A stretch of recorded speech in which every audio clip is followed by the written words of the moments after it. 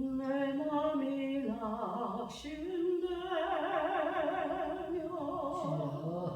근심에 눌릴 때 주께서 내게 오사 위로해 주시네. 가는 길 캄캄하고 괴로움 많으나 주께서 함께하며 내 짐을 지시네. 그 은혜가 내게 족하고 그 은혜가 족하는 이 괴로운 세상 나 지날 때 그 은혜가 족하네.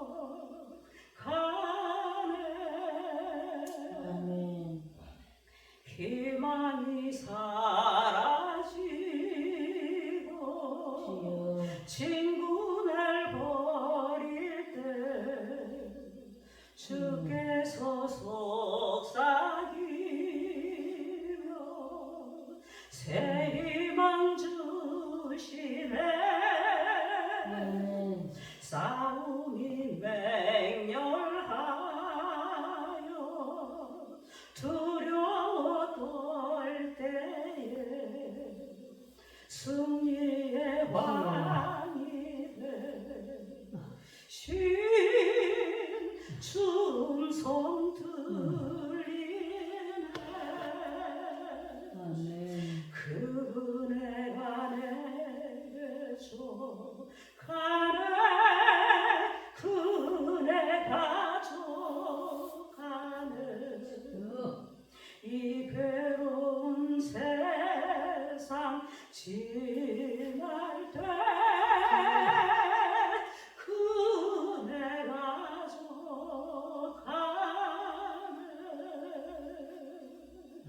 엄민이 가득 차고 눈물이 흐를 때 주 나의 곁에 오사 위로해 주시네. 환난이 닥쳐와서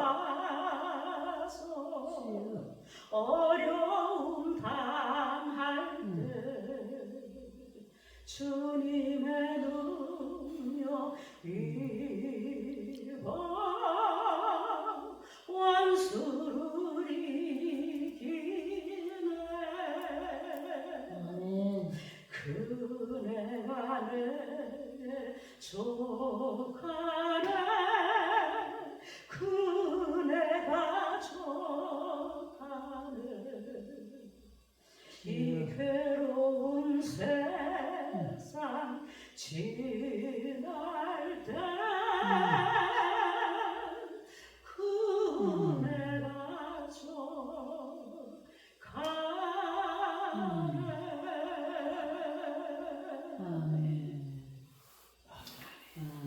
아멘. 감사합니다. 오늘은 우리가 읽은 본문의 말씀을 가지고 하나님 나라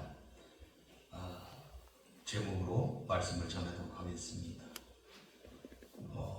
오늘 우리가 읽은 이 말씀은 그동안 예수님께서 하나님의 나라를 쭉 전하셨어요. 그 하나님 나라를 전했더니 바리새인들이 묻는 거예요. 하나님의 나라가 어느 때에 임하리이까? 이렇게 물었던 것입니다. 여기에 대한 대답으로 예수님께서 그 하나님의 나라에 대한 그것을 아주 굉장히 자세하게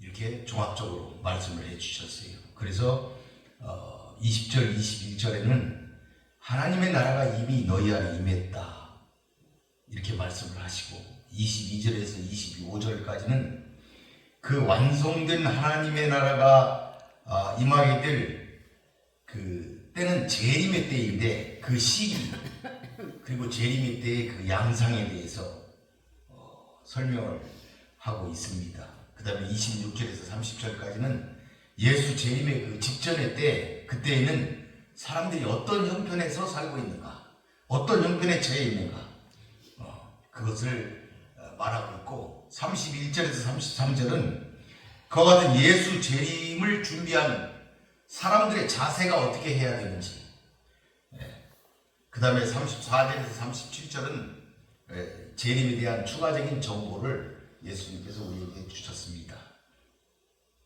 그런데 이 말씀이 시작한 바리새인의 그 질문 그 질문은 사실은 그 사람들이 하나님의 나라가 언제 임합니까? 이렇게 굉장히 공손하게 물은 게 아니에요. 그 사람들은 하나님의 나라가 이 땅에 그들이 살고 있는 그 이스라엘 땅에 그 아브라함의 자손으로서 다윗의 자손이 그 땅에 임재해서 나라의 정권을 잡고 나라를 강력하게 통치해서 그 모든 열방을 무너뜨리고 그 나라를 부강하게 하는 이스라엘 민족을 그 아주 굉장히 강하게 만드는 그런 나라를 원했던 거예요. 그런 나라가 오기를 지금 기다리고 있는데 예수님께서 계속 하나님의 나라가 왔다. 하나님의 나라, 하나님의 나라. 그러니까 비웃는 거예요. 도대체 어디 하나님의 나라가 왔다는 거냐? 이렇게 그들이 물었던 것이었습니다. 그런데 예수님께서는 누가복음에 보게 되면 4장에서 하나님의 나라를 그 복음을 전파하기 위해서 내가 이 일을 위해서 보냄을 받았다. 이렇게 얘기를 하시고 또 12제자들을 불러가지고 보낼 때에도 하나님의 나라를 위해서 그 복음을 전하기 위해서 그들을 보냈던 거예요. 또한 70인을 파송할 때에도 하나님의 나라가 너희에게 가까이 왔다. 이렇게 말씀하셨고 벙어리를 내쫓은 다음에도 하나님의 나라가 이미 너희에게 임했다. 이렇게 말씀하셨던 것입니다. 그런데 이 바리새인들은 하나님의 나라가 보이지도 않는데 도대체 언제쯤이나 임한다는 것입니까? 그래서 예수님의 말씀을 비꼬면서 물었던 것이에요.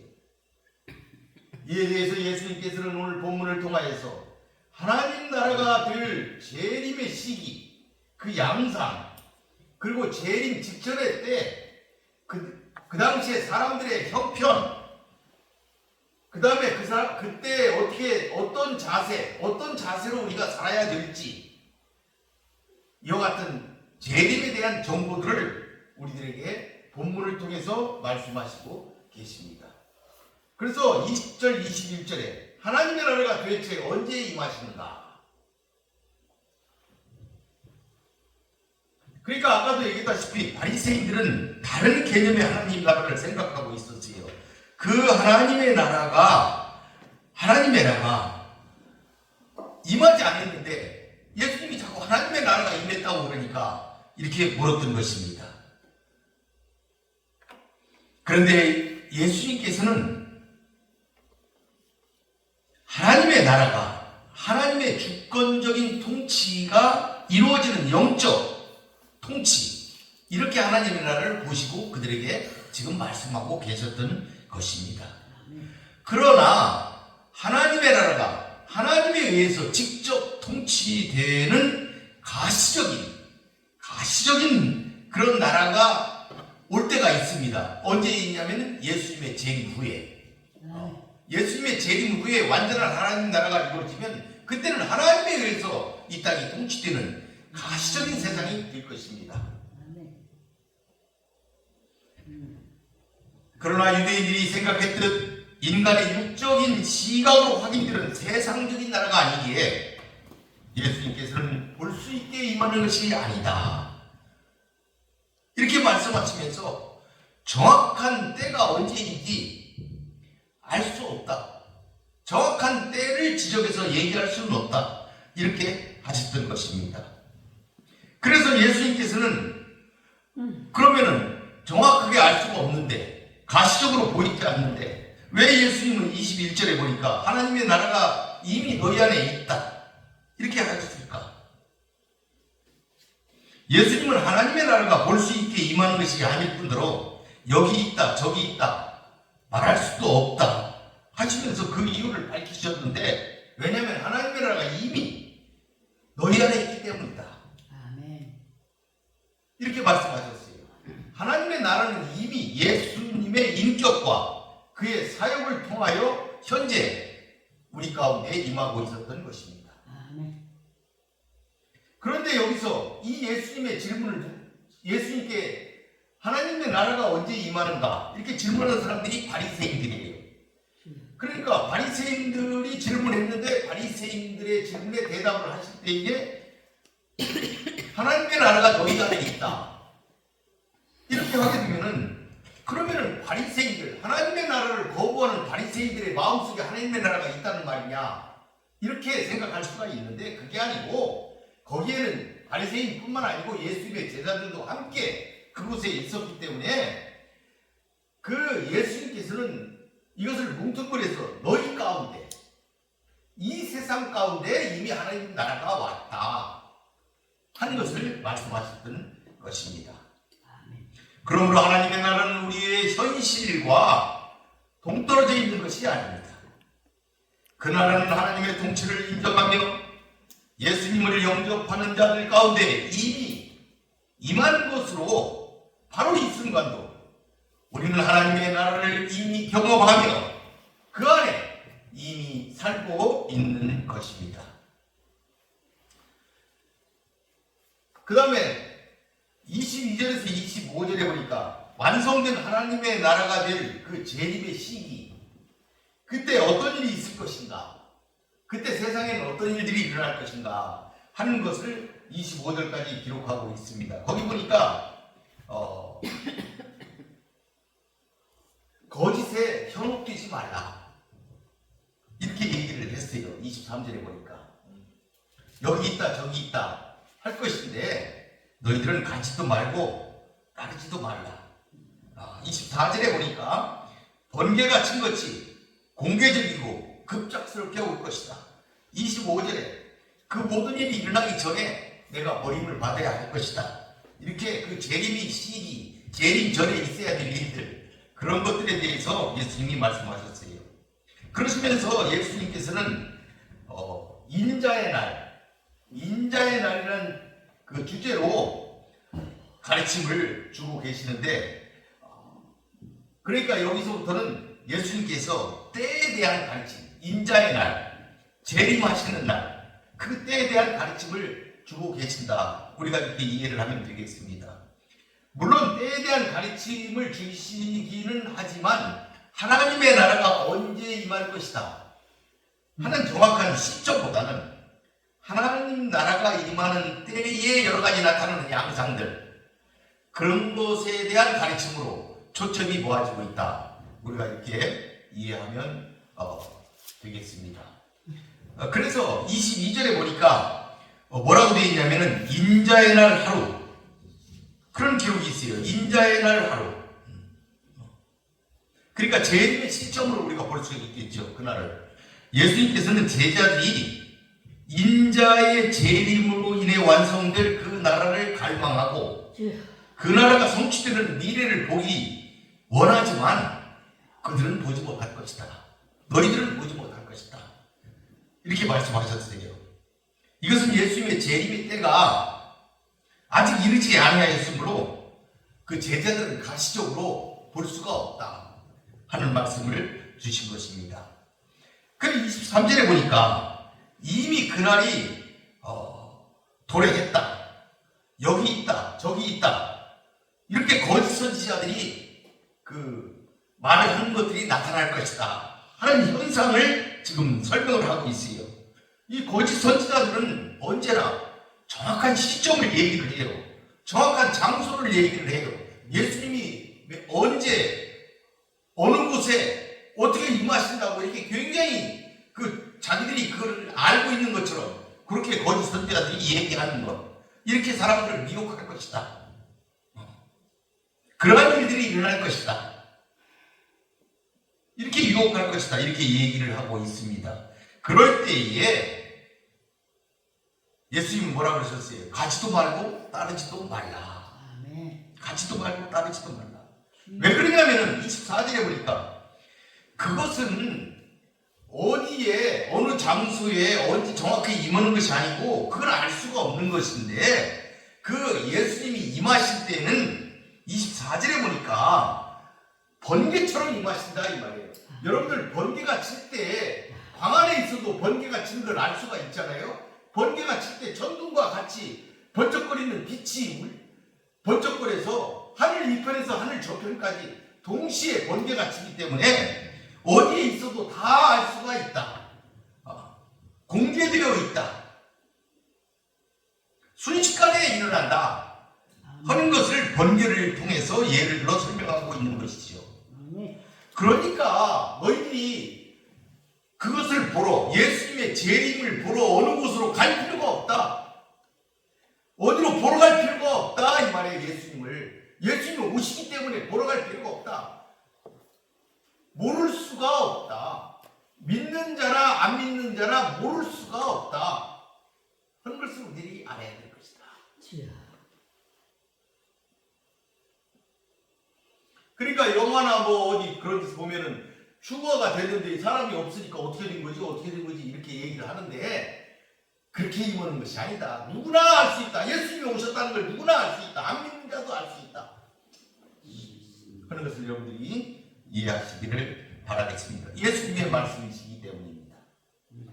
모든 사람이 시 공간을 초월해서 임하시는 예수님의 모습을 다 목격할 수 있기 때문에 너희는 그것을 확실하게 알고 있어야 될 것이다. 예수님이 이렇게 말씀하셨어요.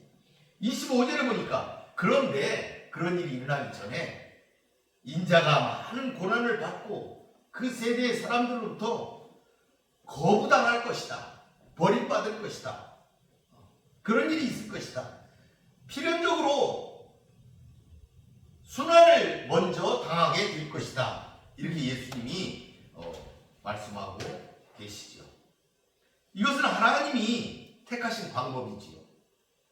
예수 그리스도가 십자가에서 대속과 부활, 승천 이런 과정을 거치는 것은 하나님이 정하신 방법입니다. 따라서 그리스도의 대속적인 죽음은 그의 재림으로 인한 완성된 하나님 나라의 도래와 밀접한 관련을 가지고 있다. 그러니까 예수님이 재림을 하시려면 반드시 이런 십자가의 대속의 과정을 거칠 것이다 하는 것을 예수님께서는 미리 말씀하셨던 것입니다. 그러니까 결정적인 인자의 날이 도래하기 전에, 즉 그리스도의 재림으로 사탄의 세력이 완전히 소멸되기 이전에 예수를 믿고 따를 제자들 또한 예수께서 많은 고난을 받으신 것처럼 사람들에게 버림받고 고난을 당할 수밖에 없다. 그의 제자들도 같은 길을 걸을 것이다 하는 것을 말씀하고 있다. 이렇게 우리가 생각을 하여야 하겠습니다. 우리에게도 고난이 올 수 있다는 이 사실, 그 점을 우리는 기억하여야 하겠습니다. 26절에서 30절에 보니까 그러면 재림 직전의 때 사람들은 어떤 형편에 있을 것인가?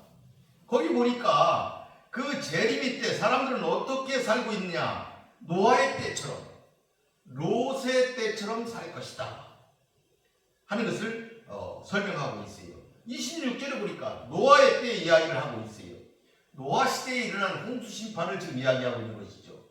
노아 시대 사람들에게는 분명 심판에 대한 하나님으로부터의 경고가 있었고 노아의 경고를 통하여서도 충분히 알 수 있었음에도 불구하고 그들은 악하여서 그것을 거절하였습니다. 결국 심판은 그들에게 임하였고 경고를 무시한 자들은 심판을 면할 수가 없었습니다. 그래서 27절에 보니까 그들은 노아가 방주에 들어가던 날까지 먹고 마시고 장가들고 시집가더라 기록되어 있습니다. 노아의 경고를 듣고도 아니라고 그들이 평소에 살던 그 익숙한 삶의 방식에서 탈피하지 않고 계속 이전과 동일한 삶으로 살았다는 사실을 지금 보여주고 있는 것이죠. 그들은 그렇게 살면서 방주로 들어가자고 심판이 있다고 외치는 노아의 외침을 미쳤다고 하지 않겠습니까? 너나 들어가라고 하지 않았겠습니까? 그런데 이것도 죄가 되느냐? 먹고 마시고 장가들고 사람들이 사는 일상의 삶이 아니냐? 이렇게 얘기할 수도 있지만 그들이 이와 같은 삶을 살았던 것을 심각한 죄라고 보는 것은 하나님의 심판의 경고가 이미 있었다 이 말입니다. 그렇게 살지 마라 이렇게 하나님의 경고가 있었어요. 그걸 깨닫지 못하고 위기감도 없이 여전히 그들의 세속적인 관심에 따라 일상적인 생활에만 열중해 있었기 때문에 그건 죄가 되었다. 그래서 그들은 멸망당하고 만 것이다. 이렇게 볼 수가 있는 것이죠. 28절에는 롯의 때의 이야기를 하고 있어요. 소돔과 고모라의 사건을 지금 말하고 있는 것입니다. 그 롯 당시의 사람들, 그들도 하나님의 종말적인 심판, 그것에 대해 무관심하였습니다. 소돔 사람들이 물질의 동요 속에서 육체적으로 평온한 삶만을 즐기며 주겠음을 보여주고 있습니다. 본문에 보면 그들은 먹고 마시고 사고 팔고 심고 집을 짓더니 이것이 그들의 삶을 잘 보여주고 있습니다. 롯은 자신의 도시가 하나님의 심판으로 인하여 멸망할 것이라는 천사들의 경고를 받아들였지만 그를 제외한 소돔의 모든 사람들은 심지어 롯의 정운한 사이들까지도 아무런 관심도 없이 지내다가 결국 순식간에 불과 유황으로 멸망당하고 말았습니다. 그래서 30절에서 예수님은 인자가 나타나는 날에도 이러하리라. 인자가 나타날 때도 재림할 때도 이와 같을 것이다. 이렇게 경고하신 것입니다. 예수님은 노아와 롯 때를 신뢰로 들어서 인자가 나타나는 날에 적용하셨습니다. 누가복음 18장 8절에 보게 되면은 여러분 8절을 한번 보십시오. 그 다음 장 18장 8절 그 뒷부분에 보니까 그러나 인자가 올 때 세상에서 믿음을 보겠느냐 하시니라. 인자가 올 때 세상에서 믿음을 보겠느냐. 왜냐하면 노아와 롯의 때에도 사람들 모두는 하나님의 경고에도 아랑곳하지 않고 오로지 자신들의 세속적인 삶을 영위하는 데에만 모두 관심을 집중하다가 각각 심판받고 멸망받았기 때문입니다. 그리스도 재림의 날에도 이와 같이 믿지 않는 자들은 하나님의 심판에 대해 아무런 관심도 두지 않다가 결국 멸망하게 될 것이기 때문입니다. 그들에게 그 사건은 도적같이 일어나는 예기치 못한 사건이 될 것입니다. 그러므로 우리 모두는 깨어 그날을 준비해야만 할 것입니다. 그 다음에 31절에서 33절을 보니까 거기에는 예수 재림을 준비하는 사람들이 어떤 자세로 살아야 할까 하는 것들이 31절에서 33절까지 기록이 되어 있습니다. 거기에 보니까 재림의 때 상황의 급박성을 인식하고 세상 것에 집착하지 마라. 세상 것에 집착하지 마라. 롯의 처처럼 세속에 집착하게 되면 구원을 받을 수가 없다 하는 것을 지금 기록하고 있어요. 그래서 31절에 보니까 지붕이든지 밭이든지 어디에 있든지 돌이키지 마라. 돌아가지 마라. 이렇게 기록하고 있어요. 돌아가지 마라. 이미 버린 사고방식, 이미 버린 생활방식으로 되돌아가려고 하는 인간의 그 욕망, 그것을 지금 상징적으로 경고하고 있는 것입니다. 이는 그리스도 재림의 때가 이르렀음에도 아직도 세속적 재물이나 이 세상에 속한 것들에 대한 자신의 집착을 버리지 못하는 그와 같은 것을 지금 가리키고 있는 말씀입니다. 그렇기 때문에 이런 비유적인 말씀들은 그리스도의 재림과 관련하여 세상 것에 대해 집착하는 마음을 주의하라는 경고입니다. 동시에 하나님 나라에 대한 가치를 가장 우선시하고 소중히 여겨야 한다 하는 것을 가르쳐주는 말씀이다. 이렇게 볼 수가 있습니다. 그래서 예수님은 32절에서 롯의 처를 기억하라 이렇게 말씀하시는 것입니다. 하나님의 은혜를 입은 롯의 처는 하나님의 심판을 피하는 데 전력을 다하지 않았습니다. 그녀는 소돔성에서 풍요롭던 것에 대한 애착을 버리지 못하고 있었던 것입니다. 그 결과 그녀는 뒤를 돌아보았고 파멸에 이르고 말았습니다. 바로 이러한 롯의 아내처럼 세상 것에 대해 집착하는 마음이 어떠한 결과를 가져오게 되는지 반드시 잊지 말고 계속 기억하라는 간곡한 권고의 의미를 담고 있는 말씀입니다.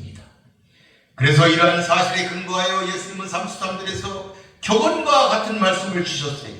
무릇 자기 목숨을 보존하고자 하는 자는 잃을 것이요 잃는 자는 살리라. 아멘. 이런 주옥 같은 말씀이 이미 성경에 2000년 전에 예수님이 하셨다. 우리 이수진 장군도 이 비슷한 얘기를 했는데 이수진 장군이 성경을 본 것도 아닌데 이런 얘기를 했지요. 여러분 노아나 롯 시대의 사람들 그리고 롯의 처는 모두 다 세상에 속한 생활을 영위하는 가운데서 그 세상 속에서 그런 건 다 영위할 대로 영위하면서 자기의 생명 그것도 보존하고자 하는 그걸 누리고자 이렇게 했던 것입니다. 함께 누리겠다. 세상도 누리고 생명도 누리겠다. 이런 생각을 갖고 있던 것이에요. 모든 사람들, 세상 사람들은 다 그렇게 생각하고 있다. 이런 얘기입니다. 그러나 그와 같은 욕심들이 그와 같은 세속적인 욕심이 그들의 생명을 뺏어버린다 하는 것을 알아야 되겠다. 그러나 모두 버린 노아나 롯은 생명을 얻었다 하는 것을 그 예시를 통해서 말씀하고 있는 것이죠. 세상 것을 추구하는 삶을 버린다면 하나님께서는 반드시 그의 생명을 살리실 것이다 하는 의미의 말씀입니다. 이 말씀 가운데 예수님은 그 하늘의 미랄에 대해서 설명을 하면서 그 원리를 잘 보여주고 계시죠. 만약 하늘의 밀이 땅에 떨어져 죽지 아니하면 그대로 있고 죽으면 많은 열매를 맺을 것이다. 세속에 집착하는 것과 구원은 서로 상반된 개념이라는 것을 우리가 알아야 하겠다 하는 것입니다. 세상에 속해 육체적 삶을 추구하는 것이 아니라 그리스도를 위하여 오히려 그것을 희생하는 삶을 살아가게 된다면 그 삶은 바로 하나님께 영생을 얻는 영광스러운 삶으로 변하게 될 것이다 하는 것을 잘 말해주고 있습니다. 34절에서 37절에서는 예수님께서 재림의 때의 그 정부에 대해서 몇 가지를 더 추가로 말씀해 주시고 계십니다. 그때 선택받은 자, 버림받은 자가 극단적으로 양분될 것이고 그 심판의 장소는 모든 곳이 될 것이다. 죄가 있는 모든 곳에서는 그와 같은 일들이 다 일어날 것이다 하는 것을 예수님께서 34절에서 37절을 통하여 우리에게 추가적으로 말씀해 주고 계시죠. 34절에 보니까 굉장히 그 설명을 잘 해놓으셨습니다. 그 밤에 둘이 한 자리에 누워 있음에 하나는 데려감을 얻고 하나는 버려둠을 당할 것이다. 여러분 밤에 둘이 한 자리에 있다는 얘기는 그게 누구겠어요? 부부 아니겠습니까? 가까운 사이일 것이다. 아무리 가까운 사이지만 하나는 데려가고 하나는 버려둘 것이다. 35절에 두 여자가 맷돌을 갈고 있어요. 한 사람은 맷돌을 돌릴 것이고 한 사람은 거기다 뭘 넣고 이러겠죠. 돕겠죠.